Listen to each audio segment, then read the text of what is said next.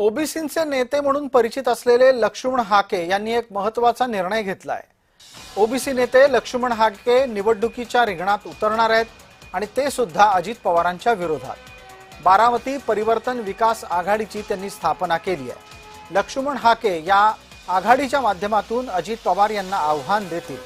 हाके बारामती जिल्हा परिषदेची निवडणूकही लढणार आहेत।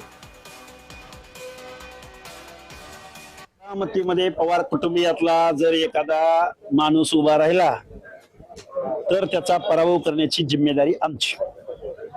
पार्थ पवारला मावळामध्ये जे आसमान दाखवलं तेच आसमान बारामतीच्या पवारांच्या पुढच्या पिढीला पंचायत राजच्या निवडणुकीमध्ये दाखवू। अरे एकदा जाहीर करा, लाजा वाटू दे तुम्हाला थोड्याशा। घरात सगळं, राज्यसभा घरात, लोकसभा घरात, विधानसभा घरात सगळं तुम्हालाच। पण आम्ही कशाला जन्म घेतलाय?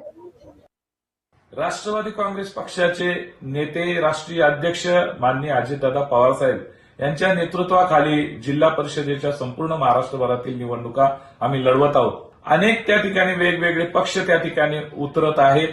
त्यामध्ये लक्ष्मणराव हाके यांचा या ठिकाणी मंच, या ठिकाणी परिवर्तन आघाडीच्या माध्यमातून ते सुद्धा या ठिकाणी निवडणुकीला उभे राहत आहेत किंवा त्यांचे काही उमेदवार उभे राहत आहेत। आमचा बारामतीतील जनतेवरती 100% विश्वास आहे।